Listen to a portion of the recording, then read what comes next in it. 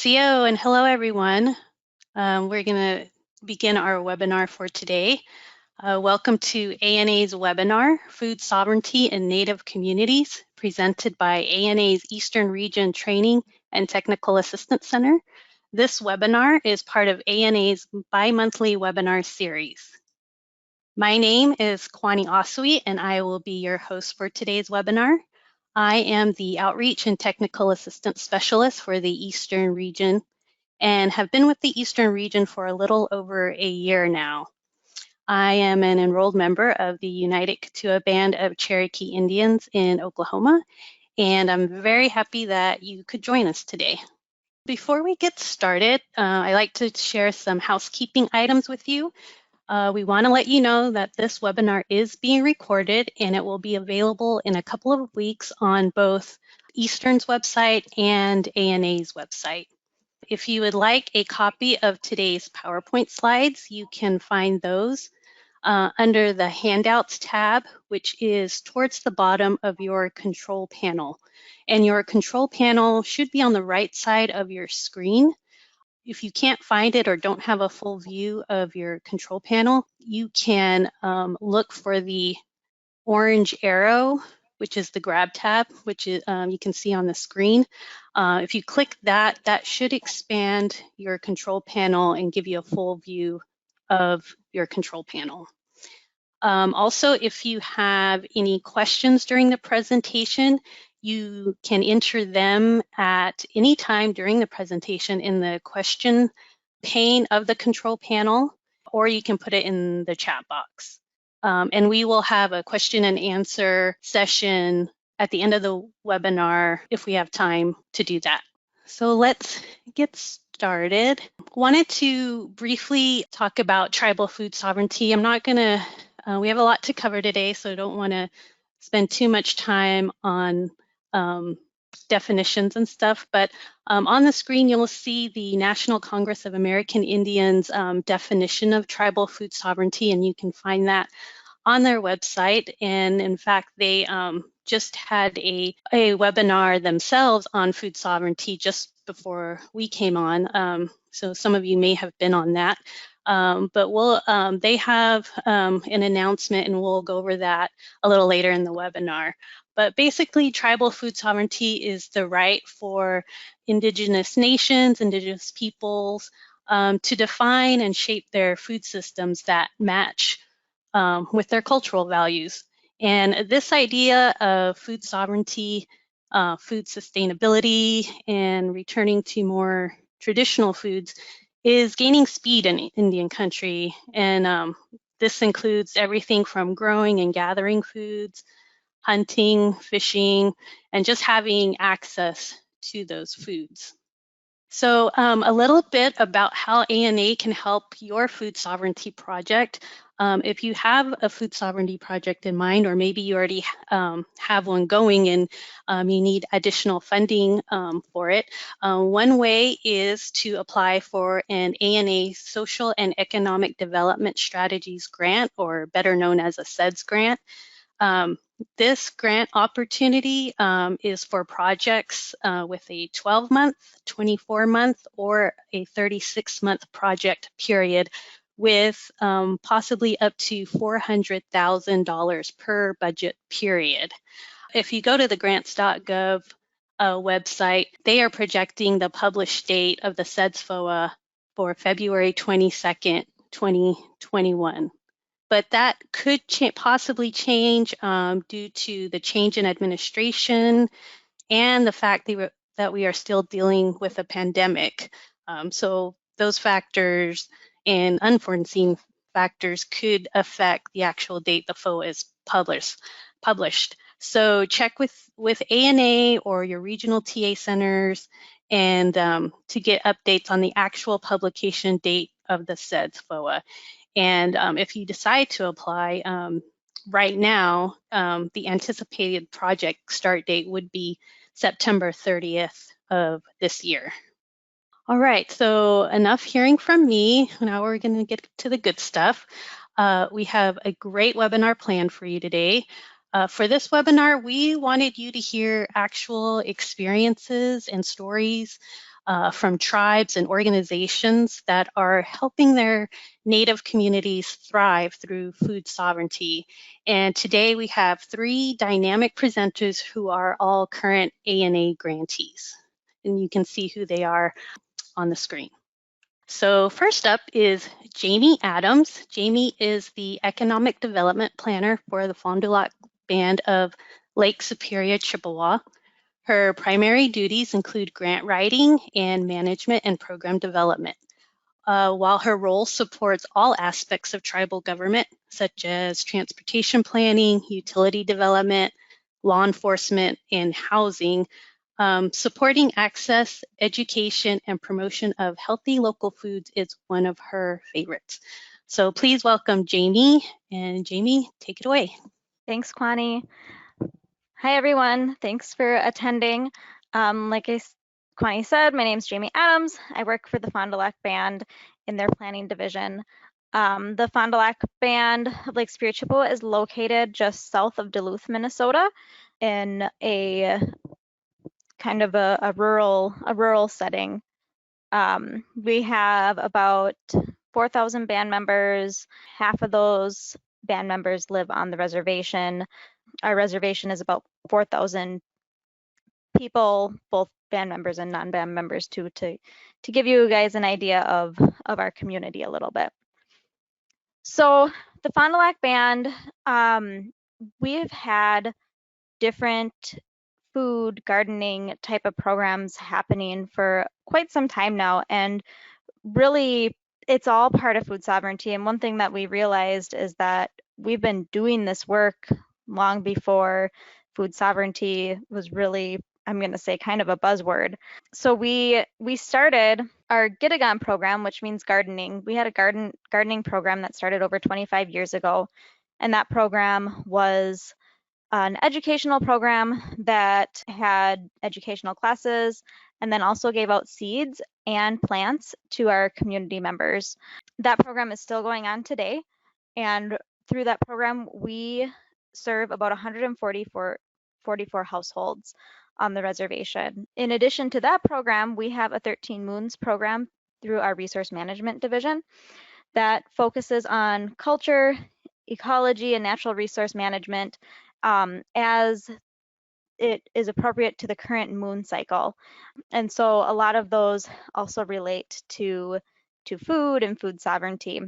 Some of the other projects and partners that we have as we do this work is we have our Tribal College Extension program, our Environmental Institute. It is a 1994 land grant institution, and they've been a big partner in various gardening programs for us. One of them is the Bemaji Inuan Demonstration Garden and the Producer Training Program that we'll talk about a little bit later. Our Ojibwe school has had a youth gardening program called the Journey Garden, and that has transformed a little bit throughout the years, but essentially it's a youth program for a summer program where the youth come and learn about health careers and healthy food, and language is incorporated into that as well. That's kind of merged into a year-round program now, where that education is brought into the classroom year-round, and then there's still an opportunity to work outside in the summertime. We have worked with the University of Minnesota Extension on some different research type of gardening programs, like a biochar garden. And then we've also worked with our Human Services Division through our statewide health improvement program and our SNAP Ed and our dietitians. So we've been doing a lot of the work for a while, and one of the things that we kind of noticed was that all of these programs were working kind of separately at the beginning. And so something that we have worked pretty hard to do within the past couple of years is to come together and meet regularly to kind of share our resources and make sure that we're all moving in the same direction. Okay, so our timeline more specific to our food sovereignty program and our ANA grant. Back in 2015 is when we really started to meet as a group with all of the partners that I mentioned on the page before. And at that time, we needed more of a direction. So with our Tribal College Extension Environmental Institute, we were able to receive a grant that would allow us to do some strategic planning. So in 2016, we had our first round of local food strategic planning. And that laid out kind of a basic groundwork for where we wanted to go. It kind of helped set a vision. After that, we were able to purchase a farm property in 2017. Our tribe purchased a farm property, and then the gears kind of shifted a little bit more on, okay, how do we get this developed? What kind of programming can happen out there? And so we updated our local food strategic plan again. After doing that, we were able to secure some funding to have a pilot program for a producer training program out there. And that would bring producers in and teach them how to grow food, with the original idea being growing food as a producer where they could market it to a local business, or start create a product that they would sell on their own. And it was popular. And what we found is there's interest in that producer side of things, but also just growing for their own families and friends. So with that as kind of our pilot idea, we wrote for the A&A grant, and our A&A grant really honed in on kind of three aspects. Okay, and those three aspects were, supporting our producer training program, getting more resources for season extension, because we are a northern climate. Our growing season is pretty short. And so looking at different ways that we can extend that season to really grow food year round to help support our local foods. And then the other part of it was just increasing access to like infrastructure that's needed for growing. So our project, when we wrote the grant, was titled the Fond du Lac Farm. Since then, we have a name for the place, which is Giriganing, and that means the place of the gardens. And it's a 36-acre farm. About 4 of those acres are tilled and in production now. We also have apple orchard out there, a berry patch, and various outbuildings. New this year is also a commercial kitchen that I'll talk about a little bit later. So under our project, we help support our Bamaji Idawin producer training program that had 20 producers in 2020. And we actually just reviewed our potential producers for 2021, and we had 35 people apply. So people in that program are growing, majority of them are growing out of the farm. Some of them are growing in their home gardens, but they have plots that are, actually we went a little bit smaller, 1/16 of an acre up to a little bit over 1/4 of an acre for our advanced farmers. And under our A&A project, one thing that we wanted to be able to help support those producers, but then also provide the season extension. So as you see in the photo here, we have a geodesic greenhouse growing dome that we were able to assemble with our A&A grant that will provide, cross our fingers, growing year-round with minimal additional heat. And so that is just getting underway, and we are in the process of getting raised beds in there and getting things ready to start growing. We also have some high tunnels, not at our Giriganing farm location, but in our other communities that are used for season extension.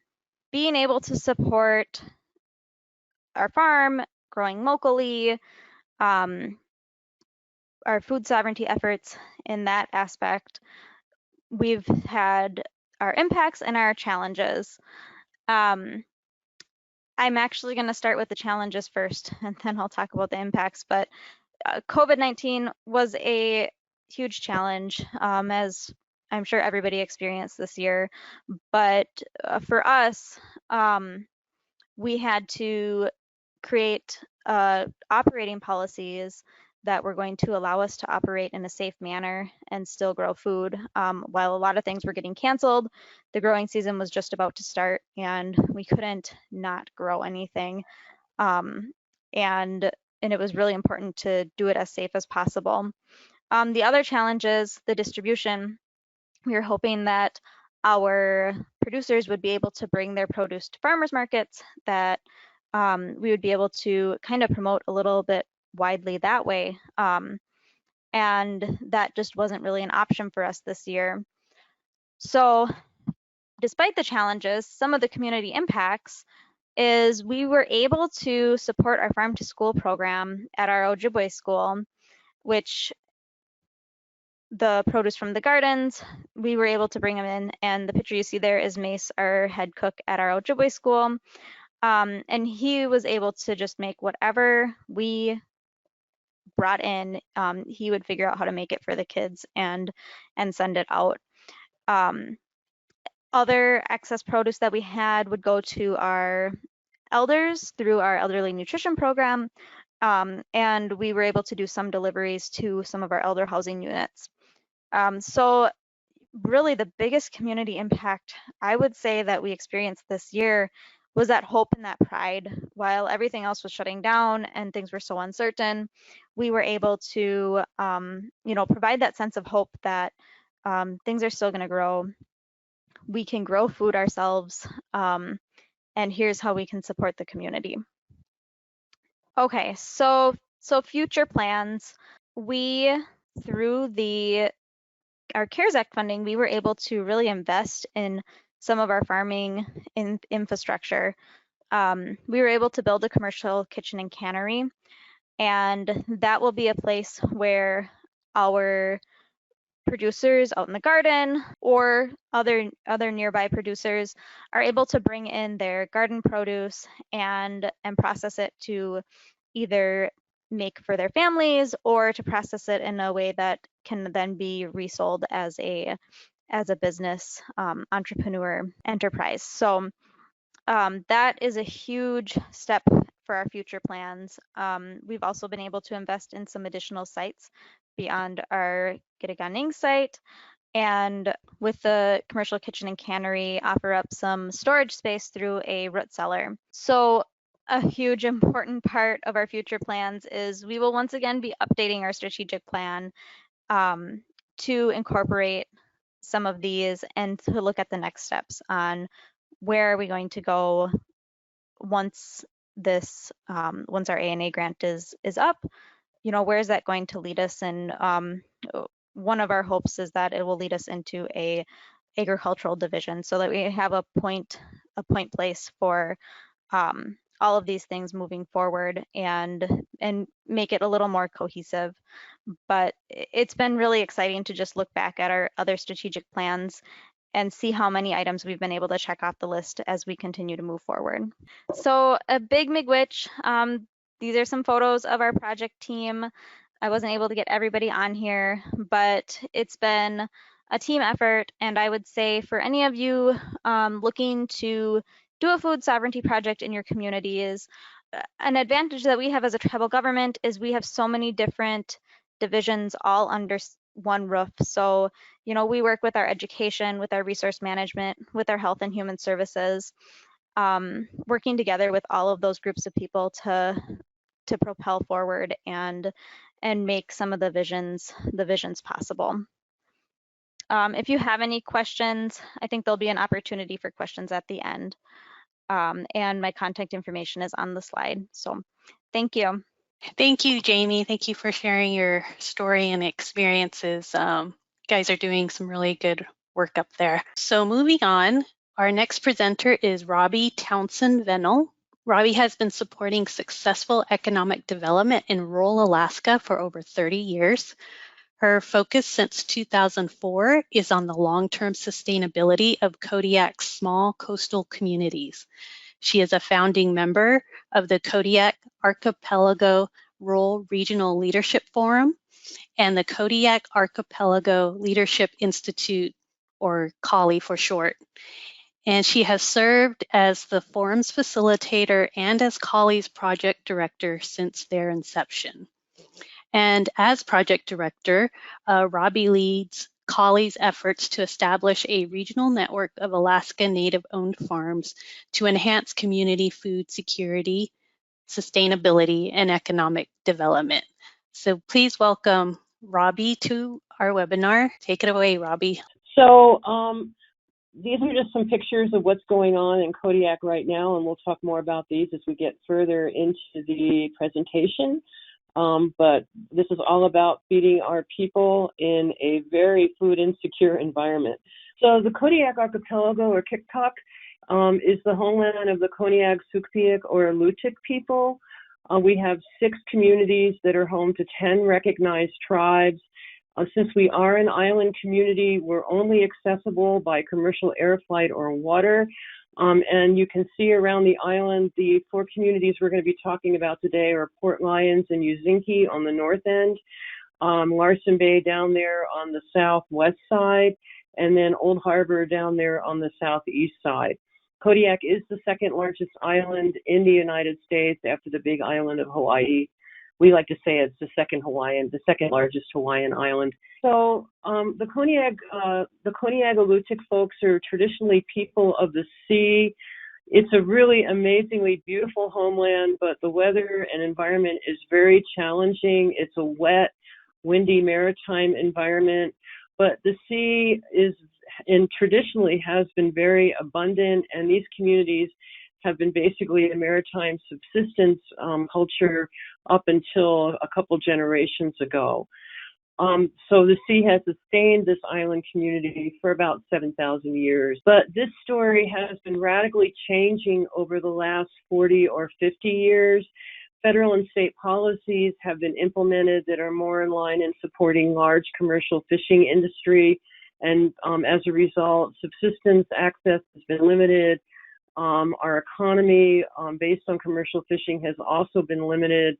And so we've been looking for ways to sustain our communities, and we see food and mariculture as a way towards that. So the Kodiak Archipelago Leadership Institute, or as we like to say, No Community Left Behind, is a community-based nonprofit. Our mission is to support the long-term sustainability of our region's coastal communities. And we do this through our Kodiak Archipelago Rural Regional Leadership Forum, where we bring community leadership together. Right now we're meeting monthly virtually, where we identify issues and develop projects together. So we have a strong region-wide team. Right now we're focused on community development and food security, and also aquatic plant farming. And we also participate in advocacy, particularly in the fisheries area, to try not to lose any more ground and hopefully gain access back in the future. So when we started our journey together as a region in food security in 2013, we were doing this in an environment where Alaska is currently importing 95% of her food, or about $2 billion that flows out of Alaska every year. In this 2014 study by the Alaska Food Policy Council, it was identified that local food production probably is the best pathway towards economic development or recovery, not only in the United States, but also for us. So what we were seeing in 2013 was that our access to marine subsistence resources was continuing to decline, which impacted our coastal community's ability to harvest food from the sea. We had no real community food production. There were a few gardeners, but the ability to buy healthy produce and eggs was not available in our communities. And what you could get out to the villages was very expensive, as we'll see in the next slide. And in our community planning sessions, there was a lot of discussion back then about how we used to be more self-sufficient, but somehow that gardening knowledge got lost over the last couple generations. So we developed our long-term goal, which has not changed, which is to develop a sustainable regional network of tribally owned farms with a priority distribution to our tribal households and elder households first.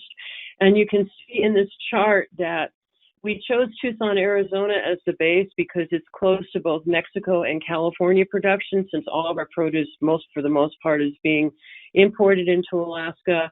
And as it moves up the supply chain, you can see that a basket that costs about $9 in Tucson by the time we got out to our villages, was costing $28. And now a large part of that was due to the air taxi freight for groceries that have to be flown out of the city of Kodiak out to the villages. So our region's pathway to where we are today, we started with establishing kind of a regional plan in 2013, 2014.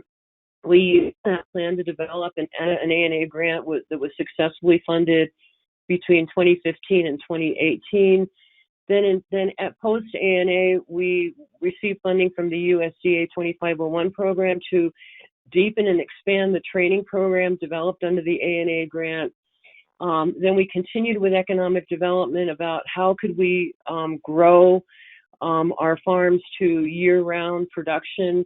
And then that leads us to our current ANA grant that was just awarded this past late September. So our strategic planning approach that we used was that whatever we did had to be Kodiak specific. Kodiak's a short growing season, cold, long winters, and very poor soils really prevents large-scale commercial farming like you see in other places in the lower 48 and even in the Matanuska Valley of Alaska up near Palmer. We arrived at this model of seasonal market garden farms to be placed in each village that would include poultry, vegetables, and fruit trees. And this is a picture of Daniel Rich, who was one of our interns and farmers in Uzinki back in 2015. He's learning how to screen soil at Oceanside Farms in Homer, Alaska, on Alaska's Kenai Peninsula. Oceanside Farms was one of our most valuable technical advisors. And those are all potatoes, good Alaska potatoes growing there. So the first 3-year project we had, and this picture is also at Oceanside Farms, there we're learning how to safely process meat chickens. We had a region-wide team that developed this model of the market garden farm in Larsen Bay, Old Harbor, Uzinki, and Port Lions. And we had 3 primary objectives: to develop a deep training program while we were developing the pilot farms, supported all the way with economic development and business planning. And I don't want to spend too much time on this, but I wanted this to be in your packet. This was our key project activity table that guided us through the 3 years of implementation. And you can see the interaction of the training program running tangent with the pilot farm development and also the regional agriculture economic development plan. So what were our major challenges along the way? And these are 2 really happy youngsters in the Old Harbor house. We've already talked about Alaska's environment, poor soils, and weather. Building farms while learning to farm was one of our biggest challenges. This was kind of new for Kodiak. There were a lot of master gardeners on what we call the Kodiak road system around the city of Kodiak, but trying to understand how to build soil, how to lay out farms, how to do succession planning while we were learning it at the same time really took a while to get integrated. Very limited land availability. I think many of you are aware that Alaska has a different land ownership pattern where many of our small tribes do not have a significant or any land base. In Kodiak, the first largest landowner is the federal government, state government, Alaska Native corporations, small cities, and then tribes. So locating a site in each community, we got over it. We got that done before we applied, but it took a while. We had no regional technical resources, no cooperative extension service, nothing like that in Kodiak. And our logistics, of course, were challenging just because we're maritime based and our poor internet connectivity because we're rural. So in November 2015 and summer 2016, we identified the sites and developed the MOUs for the use of the sites. But this is when our regional team really started showing up, gangbusters. The small cities often provided utilities free of charge out to the farms. The cities and tribes also donated many thousands of dollars of heavy equipment and operator time to prepare the sites. And this picture is of the Kodiak Electric Association installing the power line out to the Port Lions farm, and they did not charge us for this. They did this free as a community service. So let's take a before shot of the farms. This is Marlene Neuer Gardens in Larsen Bay when they were beginning. You can see some of the challenges with the soil. We were using potato towers to maximize use of the space that was available. Many of these farms were under an acre. On the Sikalitic Sunrise Farm in Old Harbor, what you see in the hoop house frame, those piles back there are actually what we call beach kelp and bull kelp that we use for enhancing the soil, free of charge, available. All you have to do is haul it.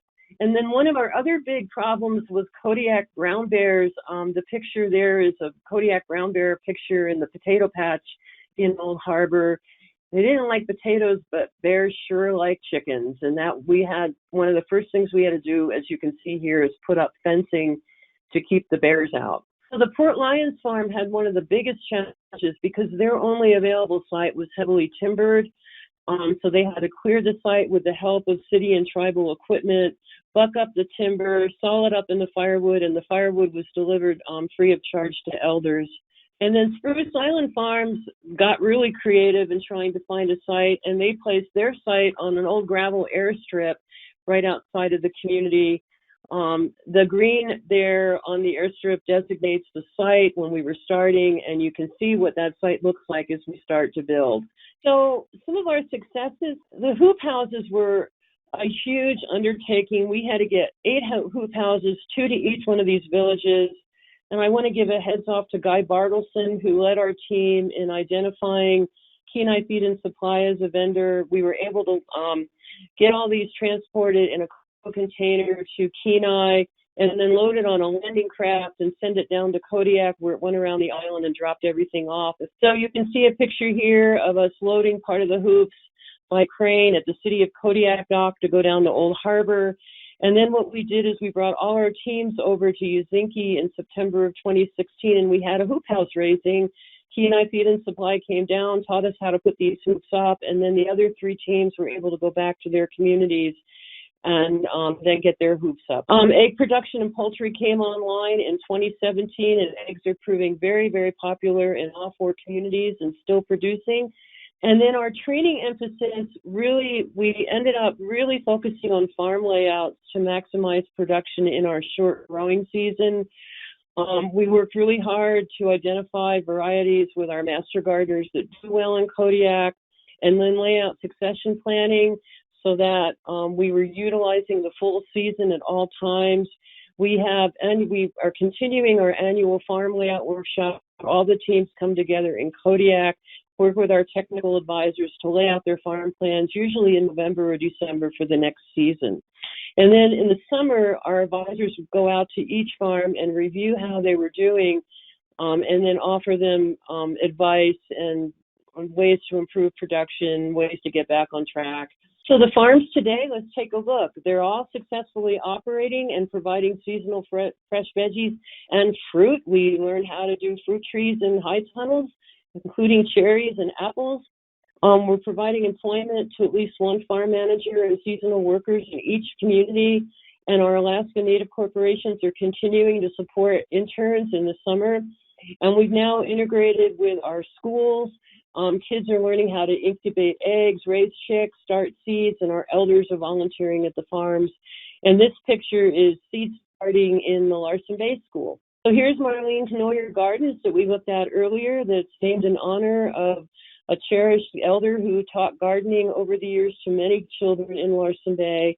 Those are her hands holding the plant. The kids actually asked the city and tribal councils if they could name the farm after Marlene, and they raised the money for the sign. And that's Sam Knoyer, Marlene's husband, who's the farm manager. They currently have 2 high tunnels, potato towers, berries, bees.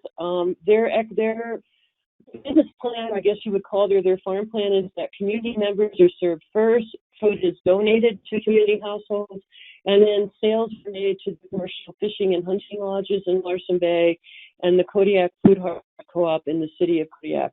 And Sam is experimenting with half-cap berries, which is a very, very similar to a blueberry, but higher in antioxidants, that's native to Hokkaido, Japan. They have amazing production, and they should do well in Kodiak's climate. And here's another, the honeybees. Tiffany Brown is the head beekeeper Again, the school kids were involved in the bees and honey. Fort Lyons Farm, there's Joe Kewen in the front. Joe started out as an intern, and he's continuing with the project now as a full-time employee. Fort Lyons' business model is they have a Wednesday farmers market. They sell everything they grow to their community members. They also have their 2 high tunnels. They have extensive outside growing areas for berries and potatoes. They're also doing fruit trees. And Fort Lyons is kind of they're our largest egg producer. And they also are trying to expand production to sell into the summer cultural camps after we get out of this COVID environment. And then on to Sikalitic Sunrise Farm on the east side of the island down in Old Harbor. Kaylee Shugak, the young woman in the picture, has been with the project from the beginning, starting out as an intern, and the other 3 gentlemen are the construction crew that put the hoop covers on each spring. And then their business model is they're being supported through the Old Harbor Alliance, which is a nonprofit of the Old Harbor Native Corporation, the Alutiiq Tribe of Old Harbor, and the City of Old Harbor. And through that donation, they are able to donate all their money to elders in the Old Harbor community. And there's a very happy gentleman, Victor Peterson, who's holding a bag of cherries from the fruit trees in one of the hoops and some fresh greens. And then finally, Spruce Island Farms over in Uzinki. Remember that runway we did over? It's all in potatoes, radishes, and carrots right now. And Herman Anderson, the farm manager at Uzinki, started dragging all the old abandoned dories and skivs in the village, and he's using them as planter boxes, and that's one of his strawberry skivs. And there's another view of the potato field that used to be gravel runway. And here's a picture of the Spruce Island team. Herman is there in the middle. There's Daniel again, Vicki Novak, who's one of our Collie board members. And then Elijah and Dan, that picture really represents the cooperation between all the entities in our communities. They're working together on the 2020 farm plan.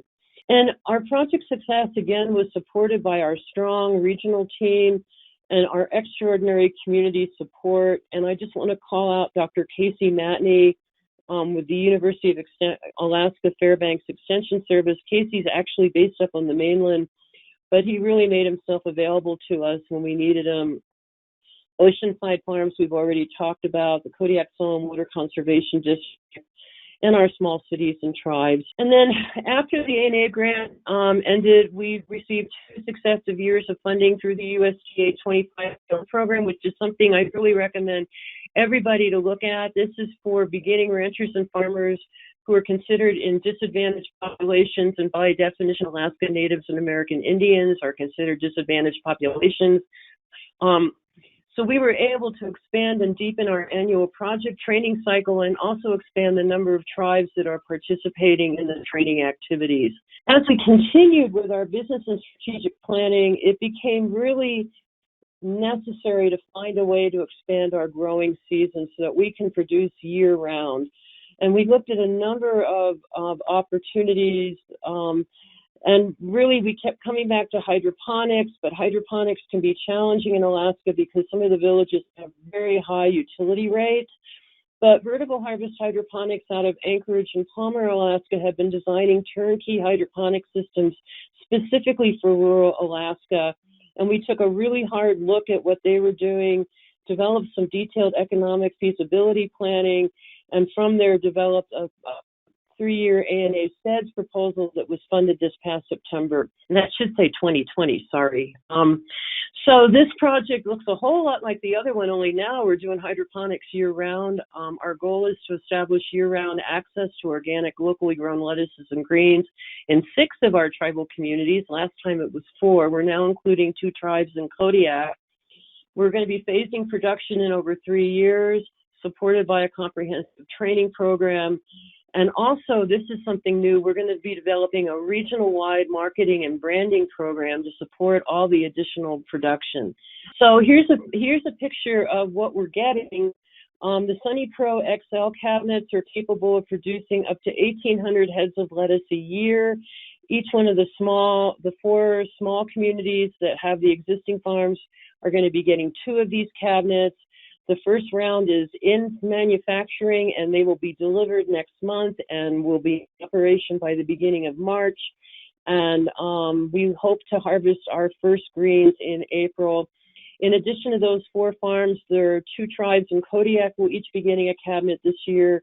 And then in year 2, the native village of Fognak will be installing a containerized growing system farm that's capable of developing 20,000 heads of lettuce a year. And we'll get that thing up and running and starting to kick out lettuce and greens in April and May of next year. So very quickly, this is the kind of planning work we went through. We mapped out all of our households and elders. We looked at what all of this equipment could produce, and then we matched the Sunny Crows and the CGS farm. And when we were done, we feel that we're going to be able to provide fresh greens to every tribal household, if they wish, in Kodiak and these 4 village communities every week, and also to the school lunch programs. And our anticipated benefits, of course, is increased food production, increased employment. The region-wide branding and marketing program, it's going to be called Alutiiq Grown after the Alaska Grown program.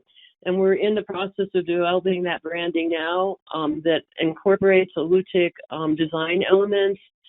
And we really think we're going to have expanded learning in our schools. Old Harbor also is purchasing an additional cabinet with CARES Act funding, and they're going to be placing that cabinet in the school.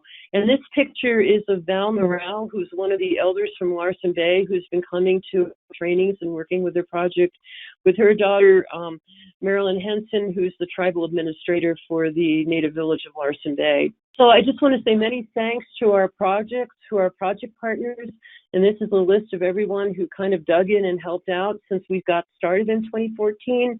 And Kuyana Chinook, many, many thanks to the Administration for Native Americans. Without their belief in our ability and our vision, we wouldn't be where we are today. Again, many, many thanks to ANA. And there's my contact information.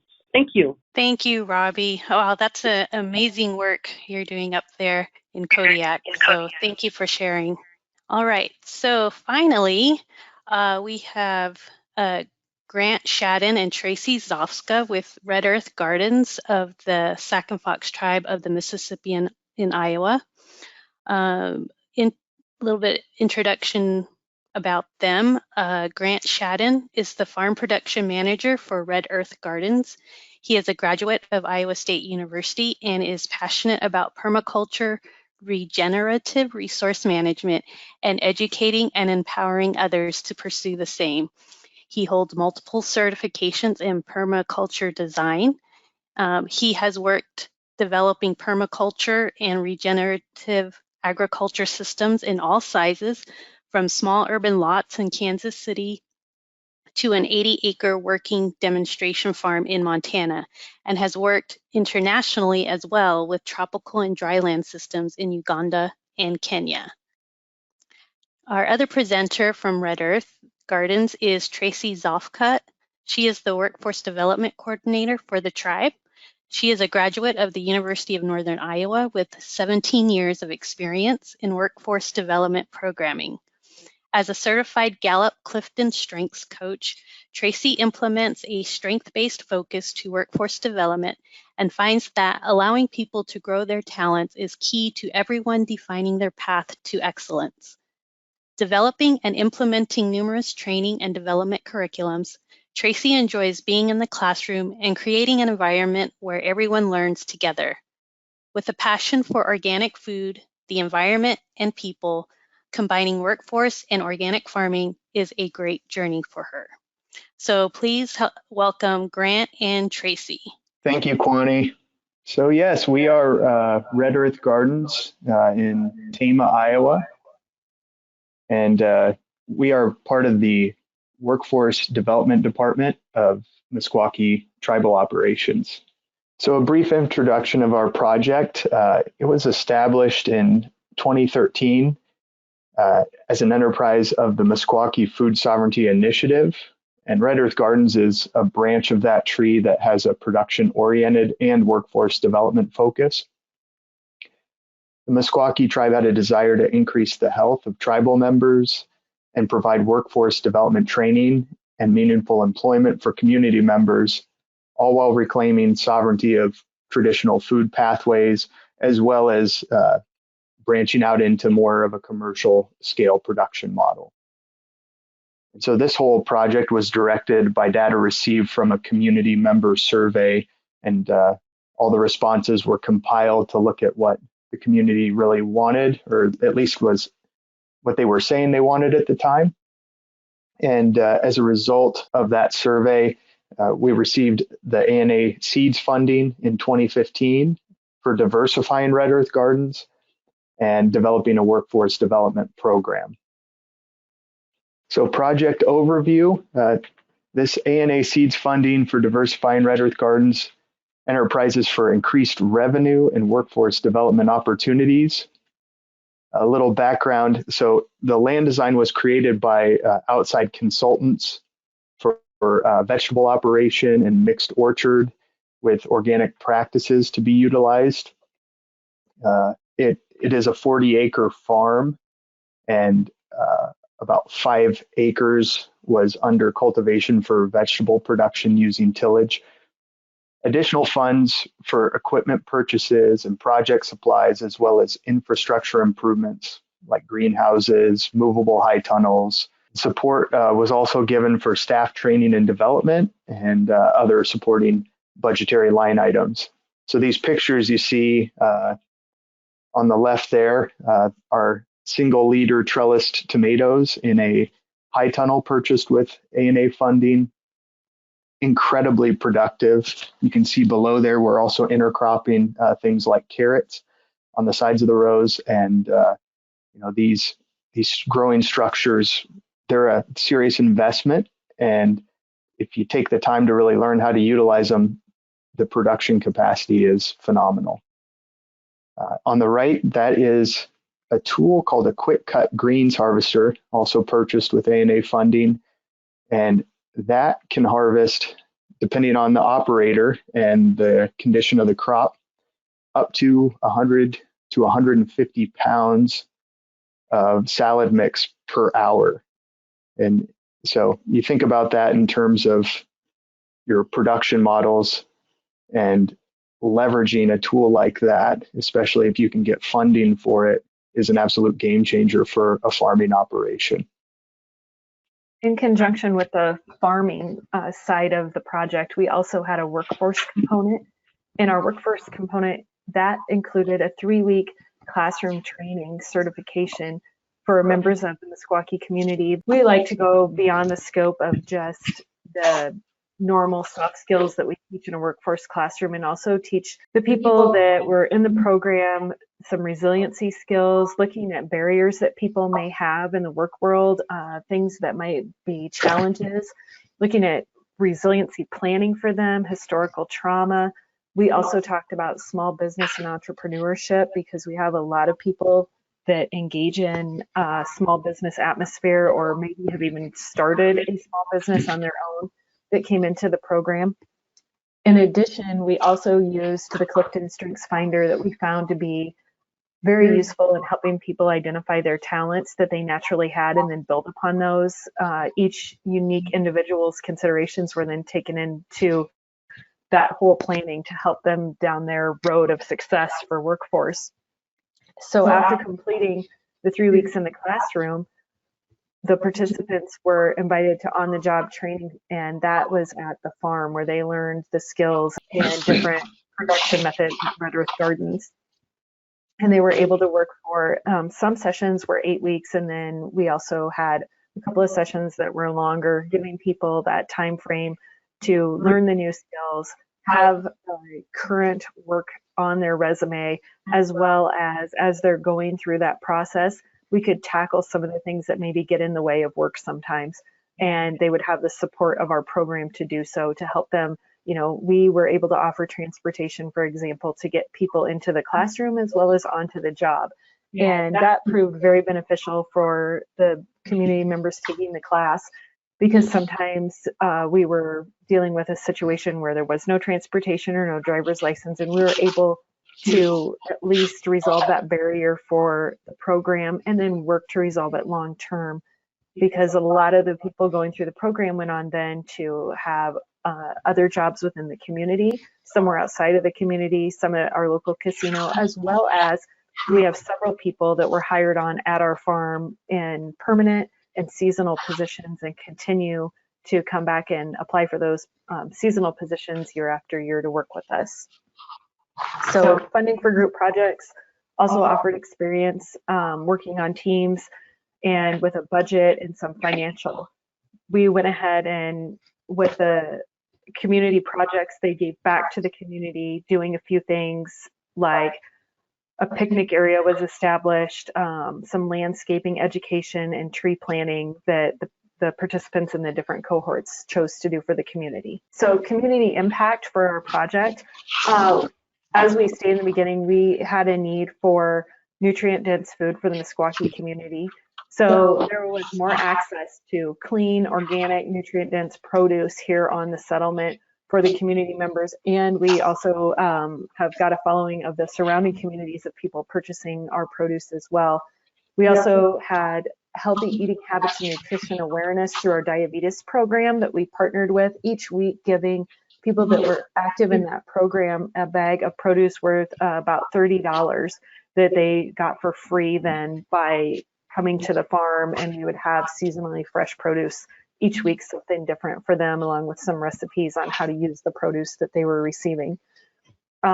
We had over 50 P-TECH program participants over the 5 years of this grant, and they are still, like I said in the previous slide, in our local workforce, and not every single person is employed, but we do have a good number of people employed within our area and the broader region around us.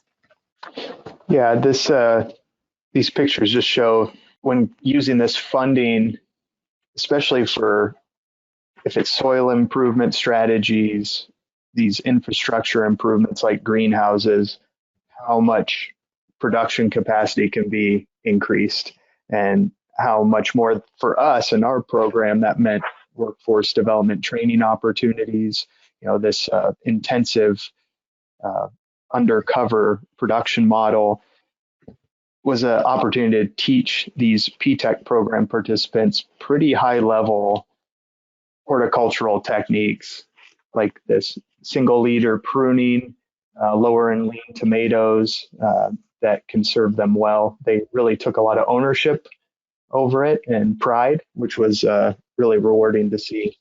So challenges faced. We left COVID off because that's just obvious for everyone right now. For us, particularly with this program, the outside design for the land use plan did not work with the location. There was a large fruit tree orchard planned in an area that would flood. When I came on about 2.5 years ago and saw the plan and where they were going to be putting things, we had some rainstorms and we had standing water for about 2.5, 3 weeks, and that would have wiped out most fruit trees. So we really were looking at it and decided, we needed to shift gears. We also had a production area and production methods that really, from a workforce sustainability aspect, was not sustainable. So those 5 cultivated acres, doing organic practices, tilling, and a crop plan that caused a lot of waste. And that was mostly from something that we called push marketing at the time. There was a lot of things on the crop plan that the community simply didn't want. And there was low worker morale and satisfaction, and the overall business plan was not feasible for the market area and the land base of the farm and long-term sustainability of the farm and workforce development program. So that low community and worker engagement and satisfaction, this was about halfway through this 5-year grant program that we've been in, that we're just ending now. And there was also a real lack of partnerships with other tribal departments and programs. And as a result of all this, the executive management of the tribal operations, they did some departmental restructuring, removed some positions from the department, and kind of gave the reins over to Shelley Capeu, our new department director, and the management of the farm to myself. And we spent several months working with the ANA to redo the budget for the remainder of the grant cycle and really make it something that was going to serve the community. And so that's something I think that's important to keep in mind. Sometimes you can have plans and they need to change and you need to adapt to what's happening in real time. And we found our program specialists to be very, accommodating as long as we were keeping with the original goals and mission of our grant. So they want us to succeed. They want the programs to be a success. So if something isn't working, look for those creative solutions. So some of the challenges we overcame, we transitioned and greatly reduced our cultivated area to 1.5 acres of no-till production methods with a simplified crop plan. And this greatly increased efficiency. Our weed pressure went down by 85 to 90%. We hardly have to bend over to pull a weed anymore. It's like cultivating with precision hose and things. And we've reduced waste and worker satisfaction has improved dramatically. We redesigned the land plan and market strategies to better serve the market area. And part of that was a half-off discount for Meskwaki community and that adjusted crop plan based on what they wanted. And we also increased awareness and appreciation from the community and better job satisfaction among the workers and P-TECH participants. And then we worked to do some bridge building and partnership forming with other tribal departments and programs and developed some new outside markets with a local food hub. So doing both online farmers market sales to Iowa City and working on some wholesale accounts as well. So a current challenge we're dealing with is we got hit in early August with a derecho storm, 120 mile an hour straight line winds for about a half an hour and sustained a lot of damage. Like unfortunately that picture in the bottom right hand corner of our movable high tunnel, that was destroyed. We lost our chicken operation, barn roof was ripped off. So we're going to be in rebuild mode for a while, but we'll keep plugging away. We're also going to continue developing new markets and partnerships, both on and off the Meskwaki settlement. And we'll continue soil improvement practices, developing commercial scale biologically advanced composting operation for use on the farm, the Meskwaki tribal settlement, and then any surplus for outside sales. Tracy can speak to the next steps for P-TECH. Yeah, the tribe has decided that they will keep the P-TECH program going, and we're going to change our focus just slightly by making it actually a little more of an intensive program with a longer on-the-job training session. In fact, this year we will have the participants in the program complete their 3 weeks of classroom time, and then they're actually going to be with us from the very start of the growing season to all the way through harvest. So we're looking at a March through November plan for this year. And that will give people a longer time on the job. We usually find that, for most P-TECH participants, some are like, decide that this is not the thing that they want to do long term or be outside in the elements or for different reasons. And we help them transition to other work options. But there is a lot of participants who really enjoy their time at the farm and would like it to be longer. So we're very hopeful for this next season of being able to offer a longer term position for those in the program going that full entire grow season. And this slide gives you our contact information for Grant and myself. And like Grant put a nice little plug in there, we do have a web page or a Facebook page, Rather's Gardens, and put up some pretty cool videos and photos throughout the year. If you enjoy farming and watching organic produce or tales of organic produce, you can follow us there. Yeah, thanks so much to the ANA for allowing this project to happen and partnering with us. And thanks for listening. Thank you, Grant and Tracy. You as well are doing great work up there in Tama. So I know we're over our time, so these next slides going to go pretty fast. And I want to also thank Jamie and Robbie for sharing their stories as well. So before we leave, we wanted to give you some resources, and I'm going to go through these pretty quickly. NCAI just had a webinar just before us, and they are releasing a food sovereignty and food production resource directory this month. So if you want more information, you can go to their website under their Tribal Food Sovereignty Advancement Initiative and probably find more information on that directory. There's also the Native American Food Sovereignty Alliance, and they are a resource that you could use. Some of the programs they provide are an Indigenous Seed Keeper Network, a food and culinary mentorship program, as well as host different Native food sovereignty events throughout the year. And you can go to their website and find out more information about their programs and events. The last resource we want to share with you is First Nations Development Institute.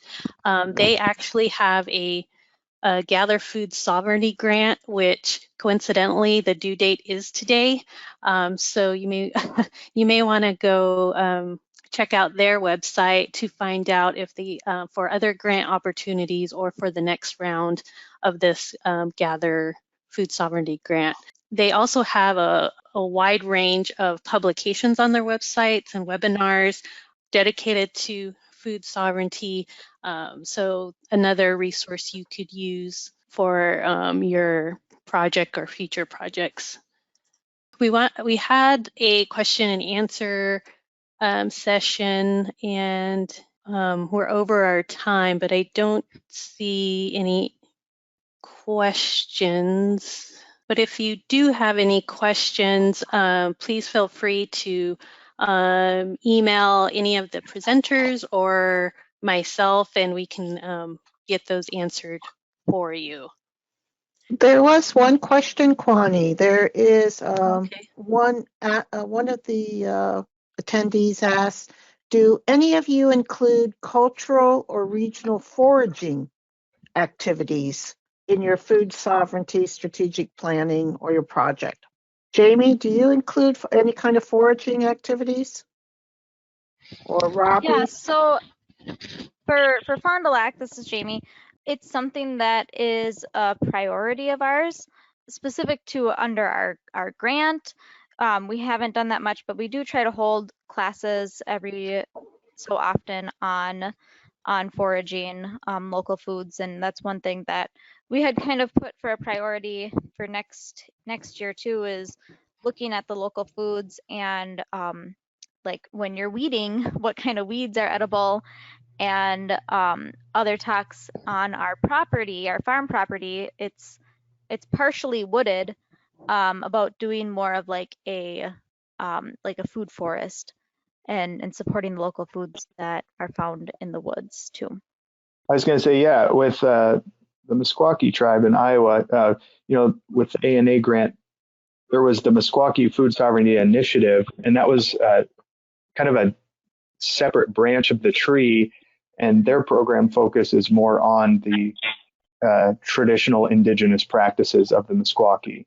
And so they do maple syrup production, foraging, different educational components, and seed keeping of Meskwaki corn, things of that nature. So we at Red Earth Gardens don't specifically do it, but that has been benefit to the tribe and a result of the seeds grant that we received. And I would add that moving forward, we will have, with our 5 PTEC participants for this next year, 2 will actually be with the Food Sovereignty Program, learning some of those more traditional practices in the foraging. Thanks. Robbie, did you want to add anything? Well, Collie does not specifically support gathering and foraging. However, the tribes have supported classes. They have activities in the summer cultural camps. The Alutiiq Museum has supported learning activities, and the Alutiiq Museum has published a really wonderful Alutiiq plant lore that focuses on harvesting and gathering.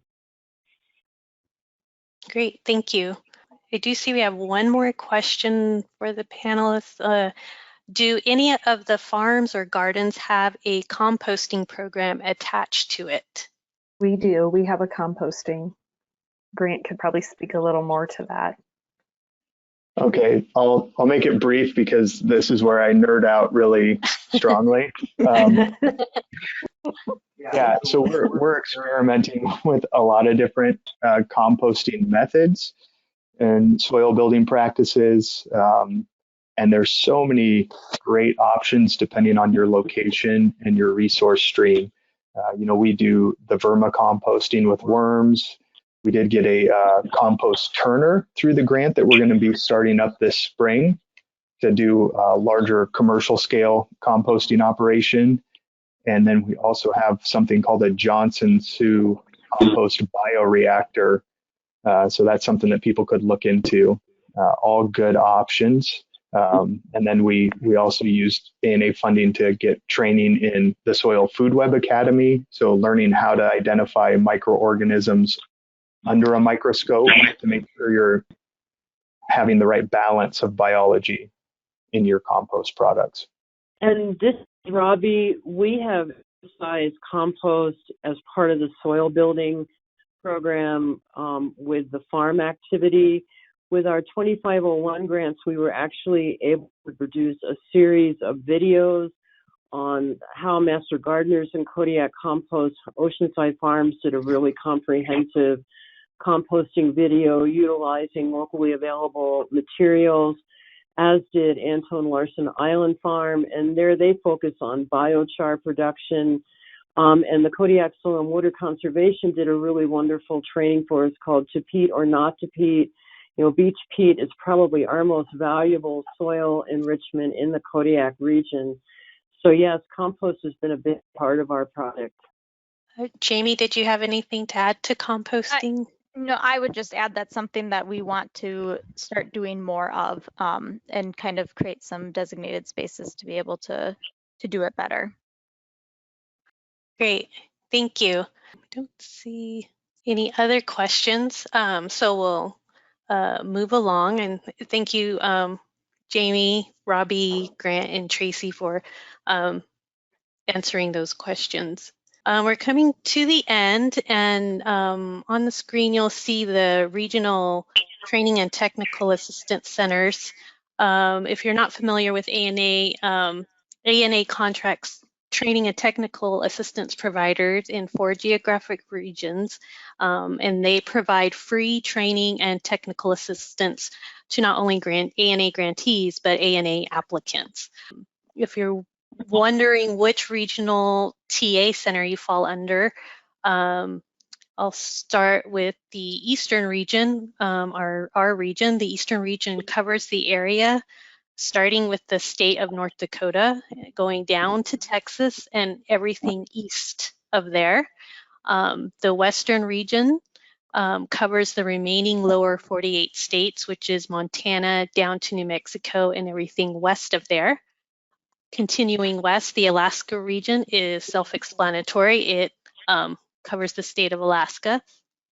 And lastly, the Pacific region serves the indigenous populations of Hawaii, American Samoa, Guam, and the Commonwealth of the Northern Mariana Islands. So those are your TA centers. And if you'd like to get in touch with one of your regional center, their information is on the screen. And that concludes our webinar for today.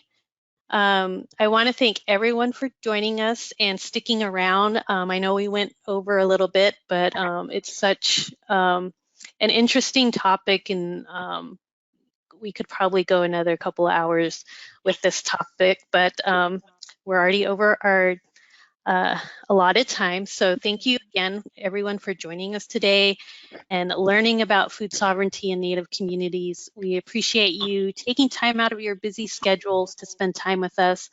And as I mentioned before, this webinar is being recorded and it will be available for viewing at your convenience in about 2 weeks on the ANA website and the Eastern Regions website. And if you did not get a hold of the PowerPoint, it is in the handouts tab of your control panel. If you still did not get, cannot get a hold of it, please feel free to email us or call us and we can send you a copy of that. So with that, thank you again, everyone. Stay safe and have a wonderful rest of your day.